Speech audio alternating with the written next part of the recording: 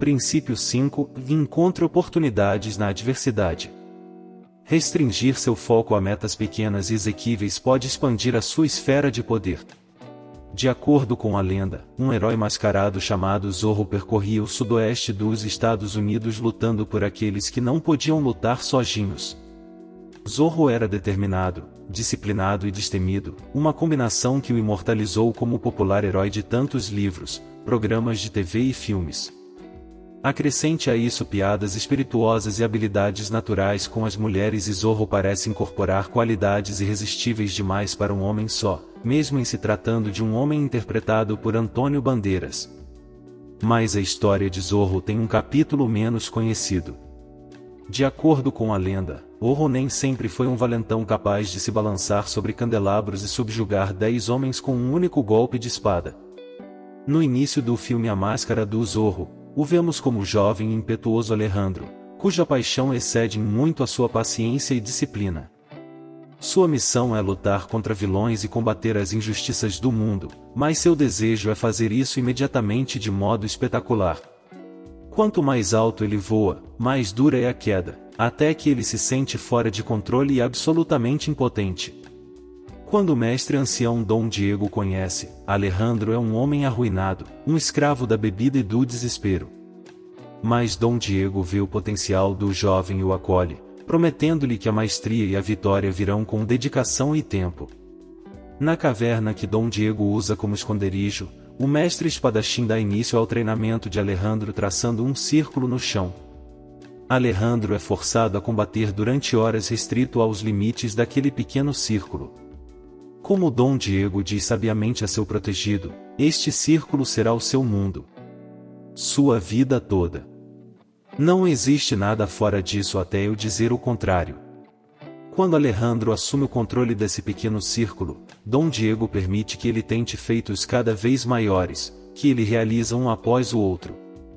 Logo, ele está se balançando em cordas, superando seu treinador em duelos com espadas e até fazendo abdominais sobre velas em chamas. Não é a habilidade mais prática de se aperfeiçoar, mesmo assim impressiona na tela do cinema.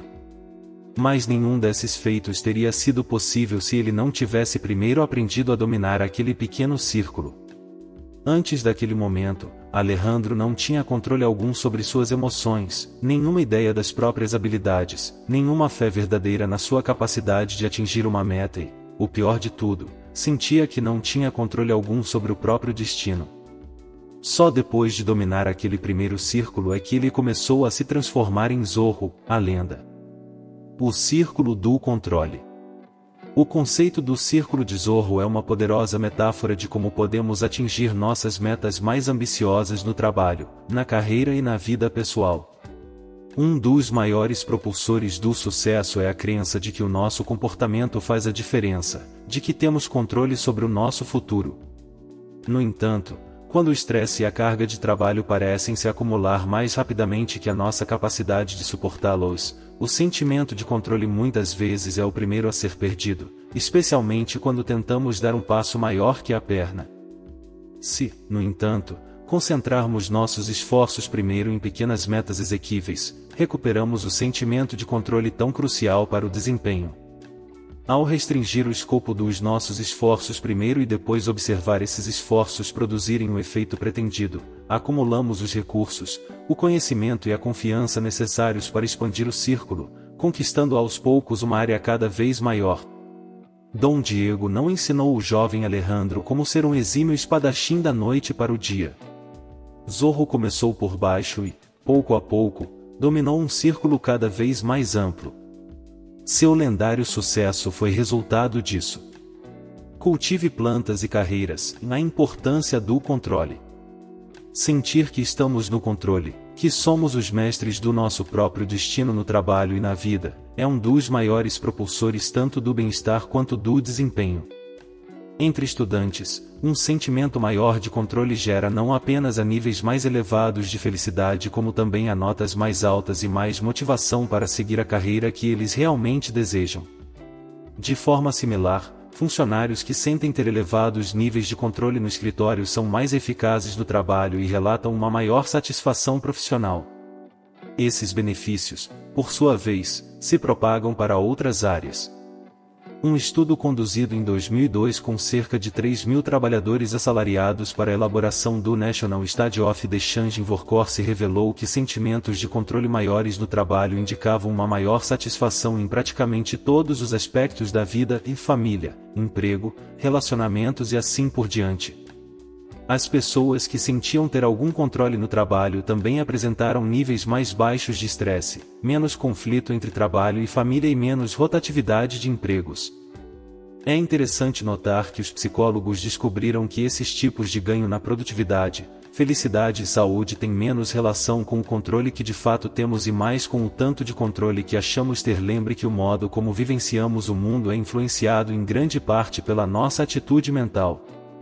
Bem, as pessoas mais bem-sucedidas, no trabalho e na vida, são aquelas que possuem o que os psicólogos chamam de um locus de controle interno, a crença de que suas ações têm um efeito direto sobre os resultados. Já as pessoas que possuem um locus externo, por outro lado, têm mais chances de acreditar que os eventos do dia a dia são ditados por forças externas.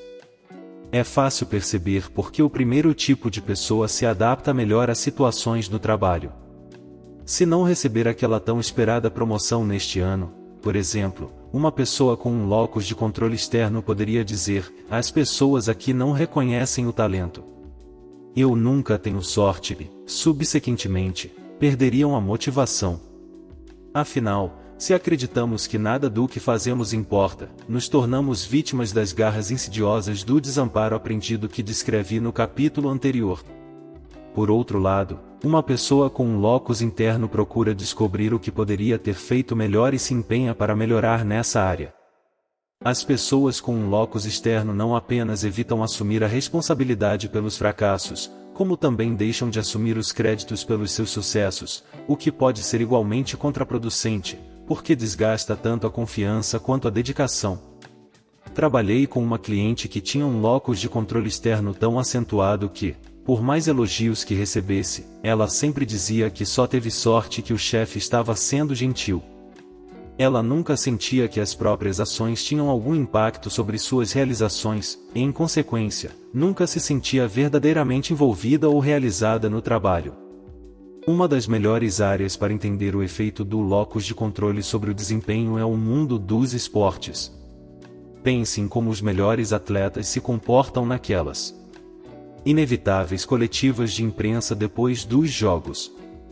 Eles culpam o sol na cara deles ou as decisões equivocadas do árbitro pelas suas derrotas.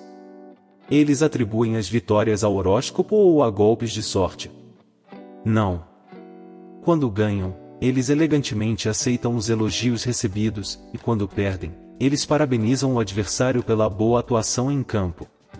Acreditar que, em geral, as nossas ações decidem o nosso destino na vida só pode nos instigar a nos empenhar mais e, quando vemos os resultados desse empenho, nossa crença em nós mesmos se fortalece ainda mais. Isso se aplica a praticamente todas as áreas da vida.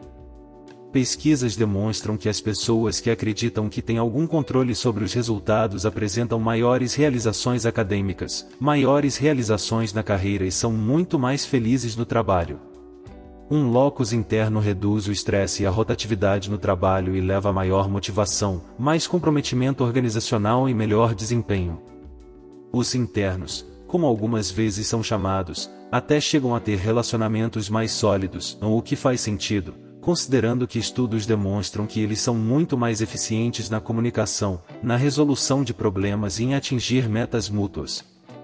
Eles também são ouvintes mais atentos e mais versados em interações sociais, a todas as qualidades que, a propósito, constituem fatores preditivos de sucesso tanto no trabalho quanto na vida. Já que se sentir no controle do nosso emprego e da nossa vida reduz o estresse, essa postura chega até a afetar a nossa saúde física. Um extenso estudo envolvendo 7.400 trabalhadores revelou que aqueles que sentiam ter pouco controle sobre os prazos impostos pelos outros apresentavam 50% mais risco de doença cardíaca que os colegas. Essa constatação foi tão surpreendente que os pesquisadores concluíram que sentir uma falta de controle sobre as pressões do trabalho representa um fator de risco de doenças cardíacas tão sério quanto a pressão alta. Mas talvez o exemplo mais revelador do poder da percepção de controle não venha do mundo dos negócios, mas sim dos idosos. Em um estudo incrível, pesquisadores descobriram que, quando davam a um grupo de idosos de um asilo mais controle sobre tarefas simples de sua vida cotidiana, como encarregá-los de cuidar das próprias plantas, o nível de felicidade dessas pessoas não apenas aumentava, como sua taxa de mortalidade caiu pela metade.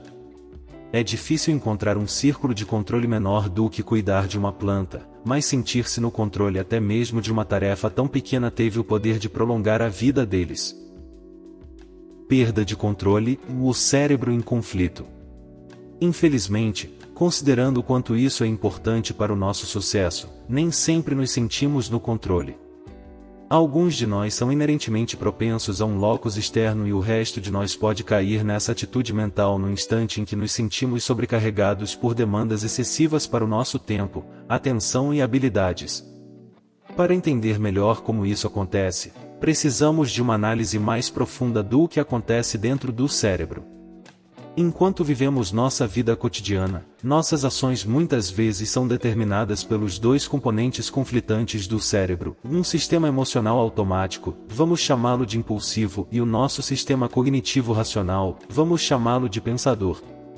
A parte mais antiga do nosso cérebro em termos evolutivos é o impulsivo, que se baseia na região límbica, emocional, onde a amígdala reina suprema. Milhares de anos atrás, esse sistema automático ou reflexivo foi necessário para a nossa sobrevivência. Na época, não tínhamos tempo para pensar logicamente quando um tigre-dentes de sabre surgia de trás de um arbusto. Quando isso acontecia, o impulsivo entrava prontamente em ação. A amígdala soava o alarme, inundava nosso corpo com adrenalina e hormônios do estresse e acionava um reflexo imediato e inato, ou uma reação do tipo lutar ou fugir. É na verdade graças ao impulsivo que estamos aqui 10.000 anos depois. Hoje em dia, felizmente, poucos tigres-dentes de sabre nos perseguem no estacionamento do nosso escritório. No mundo moderno, onde os problemas normalmente são mais complicados do que fugir ou ser comido, as reações reflexivas do impulsivo algumas vezes podem atrapalhar mais do que ajudar. Mais especificamente, no que diz respeito à tomada de decisões, o impulsivo muitas vezes nos coloca em grandes enrascadas. É por isso que, ao longo de milhares de anos de evolução, também desenvolvemos o pensador, o sistema racional do cérebro que reside em grande parte no córtex pré-frontal. É esse sistema que utilizamos para pensar de maneira lógica, tirar conclusões com base em várias informações e planejar o futuro. O propósito do pensador é simples, mas reflete um enorme salto evolucionário: pense só depois reaja. O pensador costuma ser mais eficaz para solucionar a maioria dos nossos desafios cotidianos, mas infelizmente, quando estamos nos sentindo estressados ou fora de controle, o impulsivo tende a dominar. Isso não é algo que ocorre conscientemente. Na verdade, é uma reação biológica. Quando estamos sob pressão, o corpo começa a produzir um excesso de cortisona, a substância química tóxica associada ao estresse. Quando o estresse atinge um ponto crítico, até o menor contratempo pode acionar uma reação da amígdala, basicamente pressionando o botão de pânico do cérebro. Quando isso acontece, o impulsivo subjuga as defesas do pensador, levando-nos a agir sem pensar de maneira consciente. Em vez de pensar e só depois reagir, o impulsivo reage com o lutar ou fugir. Com isso, tornamo-nos vítimas do que os cientistas chamam de sequestro emocional. Ao longo da última década, pesquisadores vêm analisando como esse tipo de sequestro emocional afeta o desempenho e a tomada de decisões no trabalho. Em um estudo, o psicólogo Richard Davidson utilizou seu conhecimento em neurociência para identificar por que determinadas pessoas se mostravam particularmente resilientes diante do estresse enquanto outras eram tão facilmente debilitadas por esse mesmo estresse. Ele colocou os dois grupos em situações idênticas de intenso estresse para solucionar problemas matemáticos complexos em pouco tempo ou escrever sobre o momento mais perturbador da vida deles, enquanto simultaneamente monitorava o funcionamento do cérebro dos participantes utilizando a técnica da ressonância magnética. Enquanto cada participante solucionava as tarefas em questão, Davidson observava as partes tanto racional quanto reflexiva do cérebro sendo acionadas no escaneamento cerebral, lutando pela supremacia. Quando comparou os padrões, descobriu que, nas pessoas resilientes, o córtex pré-frontal rapidamente assumia o controle do sistema límbico, em outras palavras, o pensador subjugava prontamente o impulsivo. O grupo mais facilmente atingido pelo estresse, por outro lado, apresentou um aumento contínuo da atividade da amígdala, o que significa que o impulsivo subjugou o pensador, sobrepujando a capacidade de raciocínio e enfrentamento do cérebro e intensificando muito mais a aflição. Sequestrado no trabalho. Neste ponto você pode estar se perguntando, o que toda essa atividade cerebral tem a ver com atingir as nossas metas no trabalho? Tem tudo a ver, na verdade. O psicólogo Daniel Goleman, autor do revolucionário livro Inteligência Emocional, estudou extensivamente os danos que o sequestro emocional pode causar na nossa vida profissional. Quando pequenos estresses se acumulam com o tempo, como é tão comum acontecer no ambiente de trabalho, basta uma pequena contrariedade ou irritação para nos fazer perder o controle, em outras palavras, para permitir que o impulsivo assuma o volante. Quando isso acontece, podemos explodir com um colega, nos sentir impotentes e sobrecarregados ou de repente perder toda a energia e a motivação. Em consequência, nossas habilidades para tomar decisões, produtividade e eficácia despencam. Isso pode ter consequências reais não apenas para as pessoas individualmente, mas também para equipes e organizações inteiras. Em uma grande empresa, pesquisadores descobriram que gestores que se sentiam mais sobrecarregados com a pressão no trabalho lideravam equipes com o pior desempenho e os lucros líquidos mais baixos. Uma economia em retração também pode ser um poderoso acionador do sequestro emocional. Neurocientistas descobriram que perdas financeiras na verdade são processadas nas mesmas áreas do cérebro que reagem a um perigo mortal. Em outras palavras, reagimos a lucros em queda e a reduções na reserva para a aposentadoria da mesma forma como os nossos ancestrais reagiam diante de um tigre dentes de sabre. Daniel Kahneman, o único psicólogo agraciado com o Prêmio Nobel de Economia, promoveu enormes avanços no nosso entendimento de como o cérebro em conflito afeta a tomada de decisões nas empresas. Antes de ele entrar em cena, a crença predominante era de que os seres humanos são tomadores racionais de decisões, que tomamos decisões financeiras e econômicas com base em uma avaliação racional dos lucros e perdas potenciais. Mas Kahneman e seu colega Amos Tversky mostraram até que ponto essa crença é equivocada. Um experimento clássico, conhecido como o jogo do ultimato, revelou o seguinte: os pesquisadores convidaram duas pessoas que não se conheciam para ir ao laboratório. Um dos participantes recebeu 10 notas de $1 e foi instruído a dividir o dinheiro entre os dois, ele mesmo e o outro participante, da maneira como achasse melhor. Ele podia ficar com os 10, podia ficar com 6 e dar $4, etc. Depois, ele dava um ultimato ao participante que estava recebendo o dinheiro: pegue o dinheiro ou deixe-o. O pulo do gato é que, se a pessoa que recebia o dinheiro escolhesse deixar o dinheiro, os dois ficavam sem nada. Para os economistas tradicionais, a decisão é relativamente clara. Uma pessoa racional sempre aceitará a oferta, por mais mesquinha que seja. Afinal, mesmo que fosse só $1, ela ainda sairia com $1 a mais na carteira. Mas se constatou que a maioria deles na verdade rejeita ofertas de $1 ou até mesmo $2. Por que fazem isso? Porque, em vez de ponderar racionalmente as opções, eles se deixam dominar por suas emoções, normalmente raiva e irritação provocadas por uma oferta tão parcimoniosa. Isso não faz sentido racional, é claro, porque eles estão recusando $2 só por vingança. Mas acontece o tempo todo. Quando os neurocientistas investigaram a questão, descobriram que, quanto mais o sistema límbico do cérebro está ativo, maiores são as chances de a oferta mesquinha ser rejeitada. Como escreve um pesquisador, esses resultados sugerem que, quando os participantes rejeitam uma oferta considerada injusta, e isso parece ser o produto de uma intensa resposta emocional, aparentemente negativa. Presenciei cenas nas quais o impulsivo provocava o caos em empresas do mundo todo. Isso explica por que os acionistas compram na alta e vendem na baixa mesmo quando sabem que deveriam fazer exatamente o contrário. Essa também é a razão pela qual somos vítimas de bolhas de mercado e a razão pela qual os mercados entram em colapso quando essas bolhas explodem. Como observou Jason Zweig em seu livro Your Money and Your Brain, todo mundo sabe que vender no pânico é uma má ideia. Há mais uma empresa que anuncia que ganhou 23 centavos por ação em vez de 24 pode perder 5 bilhões de dólares em valor de mercado em 1 minuto e meio.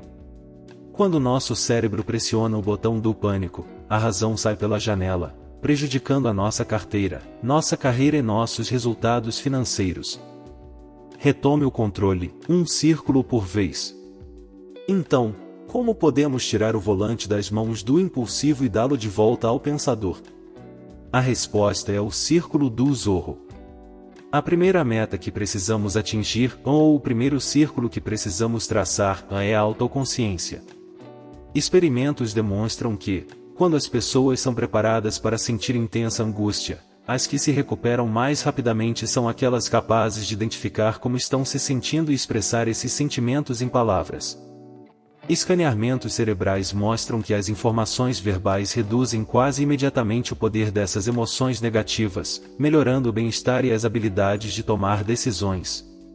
Dessa forma, verbalizar o estresse e o desamparo, seja anotando os sentimentos em um diário ou conversando com um bom amigo ou confidente, é o primeiro passo para retomar o controle.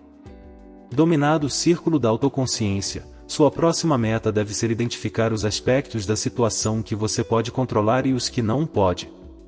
Quando trabalhei com o gestor de Xangai que mencionei no capítulo anterior, pedi a ele e a seus colegas que anotassem todas as fontes de estresse, problemas cotidianos e metas, e os dividissem em duas categorias, a de coisas que eles podem controlar e a de coisas sobre as quais eles não têm controle algum.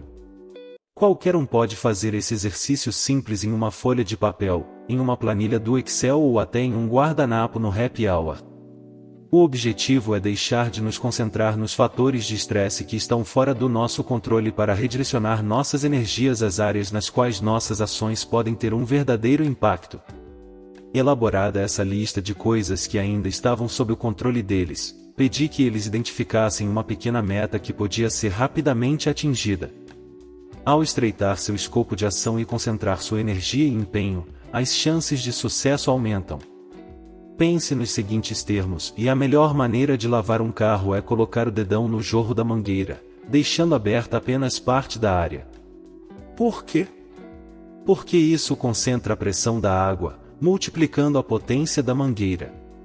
No trabalho, o equivalente seria concentrar seus esforços em pequenas áreas nas quais você sabe que pode fazer a diferença. Ao lidar com um pequeno desafio por vez, a um círculo estreito que se expande aos poucos, podemos reaprender que as nossas ações de fato têm um efeito direto sobre os nossos resultados e que somos em grande parte os mestres do nosso próprio destino. Com um locus de controle cada vez mais interno e uma confiança maior na nossa capacidade, podemos expandir ainda mais nossas ações e nosso foco. Não se corre uma maratona inteira a toda velocidade. De pronto, algumas pessoas extremamente competitivas têm dificuldade com essa ideia. 3 anos atrás, trabalhei com uma vice-presidente extremamente ocupada que queria parar de trabalhar tanto e começar a correr maratonas. Ela não estava em sua melhor forma e não vinha tendo tempo de se exercitar devido à sua enorme carga de trabalho, mas acreditava que, se podia gerenciar uma grande equipe em 3 continentes, seria capaz de correr 42 quilômetros. Não sou um corredor profissional, mas temi que sua ambição excessiva pudesse acabar sendo um problema. Dessa forma, mesmo sem ter sido solicitado, ofereci-lhe um conselho: se você nunca correu uma maratona antes, talvez devesse começar aos poucos, com algumas voltas na pista de corrida e ir intensificando suas sessões a partir daí. Ela não gostou do conselho. Dar voltas na pista, ela retrucou. Você não está entendendo. Quero correr uma maratona em 1 mês. Preciso começar imediatamente a treinar corridas de longa distância. Ela comprou os tênis de corrida e os equipamentos mais avançados e começou a correr furiosamente todas as manhãs antes do trabalho. Ao final de 2 semanas, ela estava exausta, sofrendo de dores nas canelas e frustrada por não ter conseguido correr mais do que 8 quilômetros. Então ela desistiu faltando 34 quilômetros para atingir sua meta. Recusando-se a começar com pequenos circuitos, ela deu um passo maior que as pernas e fracassou. E não se sentiu nada bem com isso. Infelizmente, no que diz respeito ao nosso trabalho, muitas vezes nos vemos diante de expectativas irracionais, tanto aquelas que colocamos para nós mesmos quanto as que nos são colocadas por outras pessoas.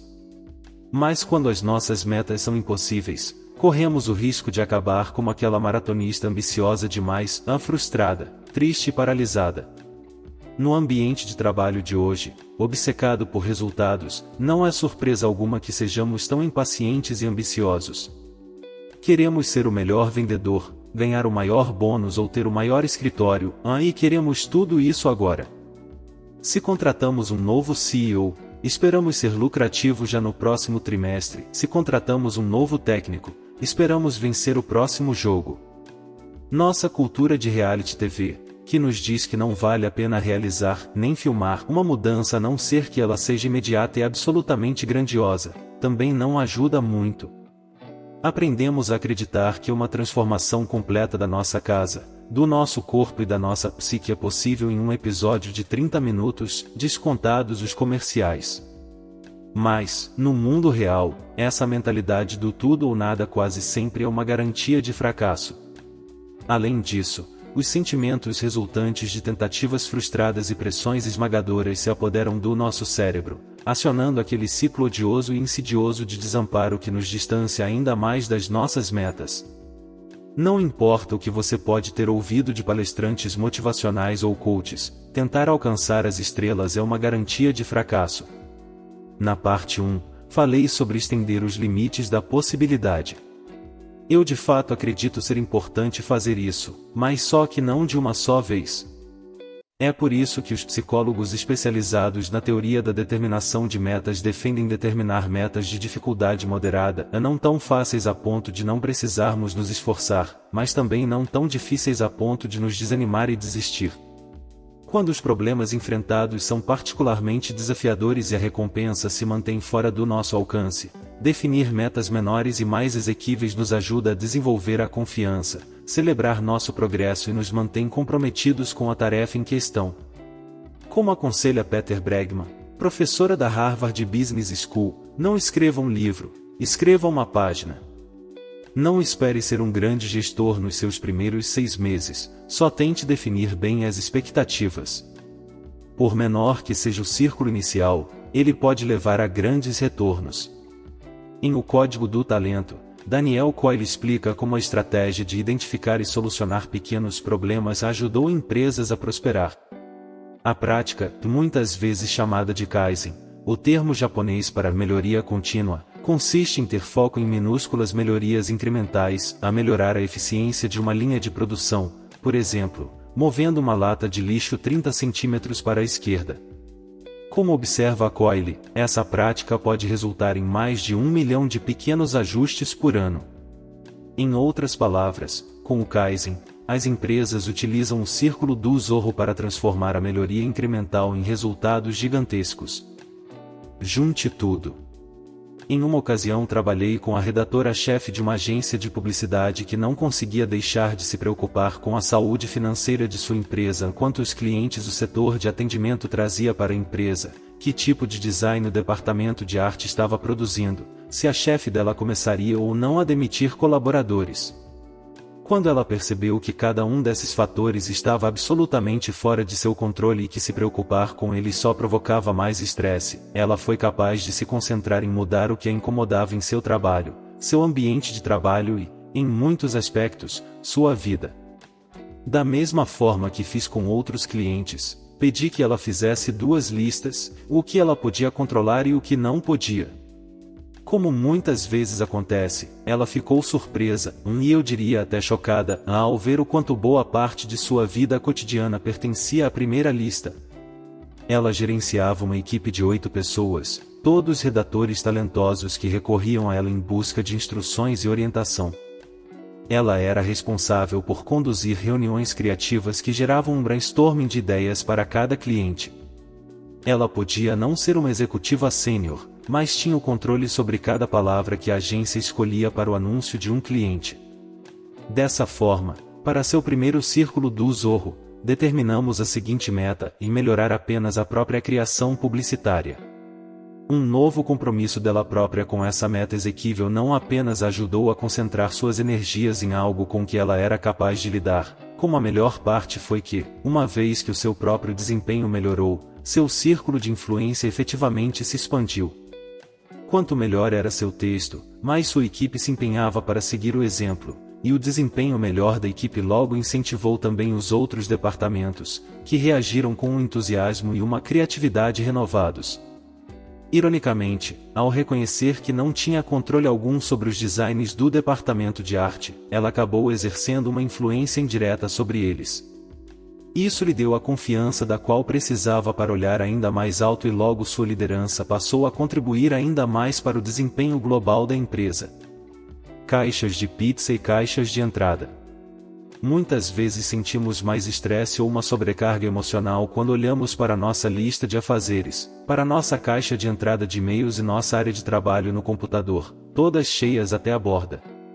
Basta dar uma olhada na enorme pilha de papéis se agigantando sobre a nossa mesa ou nos 300 e-mails ainda não lidos para que os nossos sentimentos de controle vão por água abaixo. Quando trabalhava como orientador de calouros, tive a chance de aconselhar uma multidão de estudantes desorganizados, que incluíam os normalmente bagunceiros até os patologicamente desordenados. No meu segundo ano no cargo, os bombeiros denunciaram um dos meus estudantes, um tenista chamado Joey, porque o quarto dele estava tão cheio de caixas velhas de pizza, garrafas vazias, jornais espalhados e enormes pilhas de livros que não passaria em uma inspeção de segurança. O quarto dele não apenas era um incinerador prestes a ser acionado, como o inspetor de segurança temia que Joey não tivesse como fugir do próprio quarto no caso de uma emergência, sem mencionar se fosse a classe toda. Algumas bagunças podem ser interpretadas como um caos organizado, mas a desorganização de Joey tinha claramente cruzado a fronteira entre a extravagância e o patológico. Por um lado, ele queria organizar a vida, mas, por outro, a ideia de arrumar a enorme bagunça parecia completamente opressiva. Em vista disso, traçamos um círculo do Zorro para ele, literalmente. Peguei uma pequena área da mesa dele, que continha uma pilha de papéis, e traçamos um círculo de apenas 30 centímetros de diâmetro. Vamos arrumar essa área, eu disse a Joey, e guardar cada folha no lugar certo. Depois, em vez de passar imediatamente para o restante da mesa, o instruí a passar o dia seguinte defendendo a área recém-organizada de quaisquer ameaças à ordem.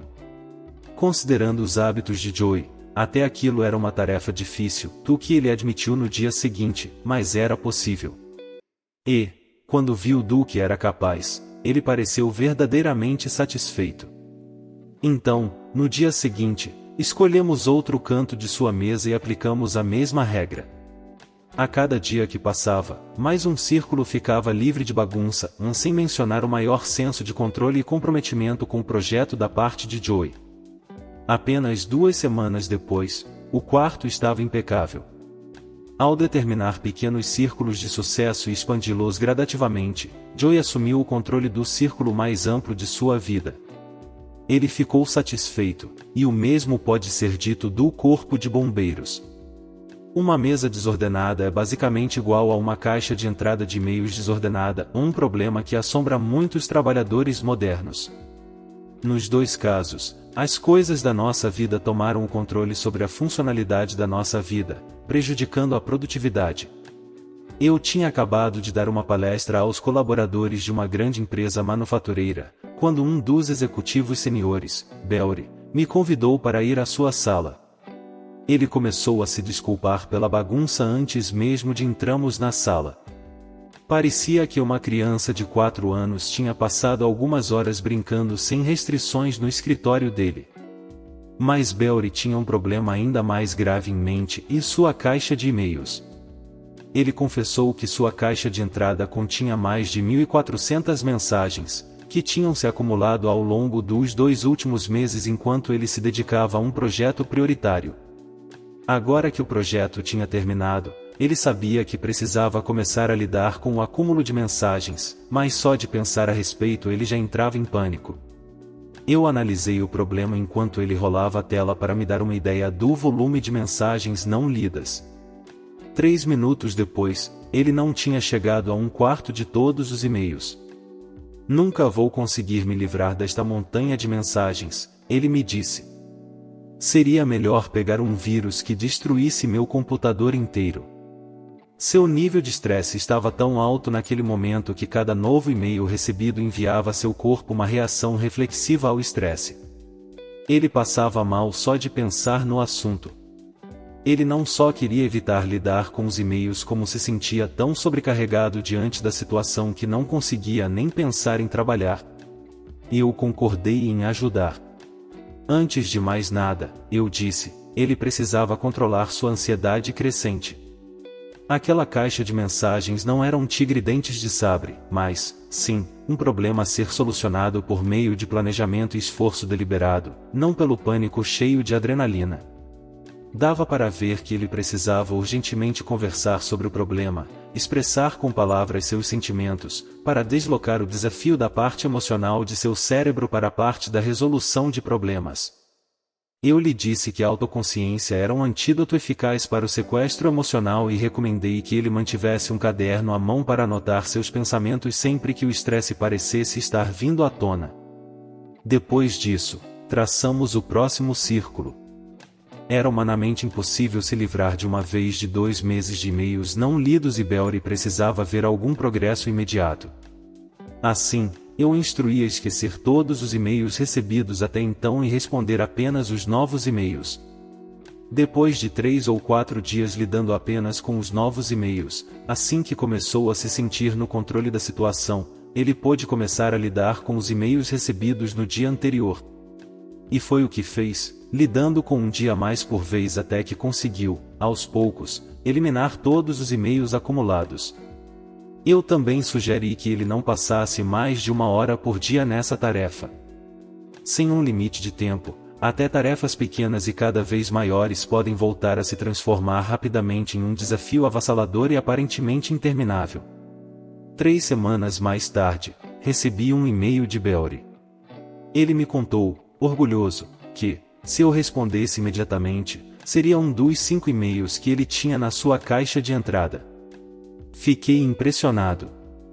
Na mensagem, ele anexou uma foto de seu escritório impecável, quase irreconhecível em comparação com o caos que eu tinha visto da primeira vez. Respondi dizendo que ele estava de parabéns. Ele tinha começado com passos pequenos e agora estava celebrando um enorme sucesso. O Zorro em Gotham City. Por ser do sudoeste dos Estados Unidos, o Zorro nunca teve a chance de combater o crime em Nova York. Mas, de certa forma, as mesmas lições que fizeram de Zorro um herói também ajudaram a fazer de Nova York uma cidade mais segura. Em seu livro Ponto da Virada, Malcolm Gladwell relata como as autoridades da cidade combateram a criminalidade crescente nos anos 1980 e 1990. A criminalidade em Nova York era um problema aparentemente impossível que ninguém sabia direito como solucionar. Não importava quanto dinheiro a cidade gastava, não importava o que a polícia fazia, eles simplesmente pareciam incapazes de conter a perigosa tendência. Finalmente, um pequeno grupo de policiais surpreendeu a todos adotando uma nova estratégia radical baseada na hoje famosa teoria das janelas quebradas. Elaborada em 1982 pelos sociólogos James K. Wilson e George Kelly, a teoria explica como pequenos atos de vandalismo podem rapidamente se transformar em uma criminalidade generalizada. Segundo a teoria, uma janela quebrada em um prédio abandonado logo se multiplicará em muitas janelas quebradas, o que, por sua vez, levará a pichações, depois a assaltos, roubos de carro e assim por diante. Dessa forma, os policiais da cidade decidiram verificar se essa teoria também funcionaria ao inverso. Eles começaram com o metrô, redirecionando imediatamente todos os recursos financeiros e atenção para consertar as janelas e limpar as pichações, literalmente um vagão de cada vez. Os nova-iorquinos se mostraram compreensivelmente bastante céticos no início. Como explica Gladwell, muitos defensores do metrô, na ocasião, lhes disseram para não se preocuparem com as pichações e se concentrarem nas questões mais amplas da criminalidade e de segurança no metrô, o que parecia uma sugestão razoável.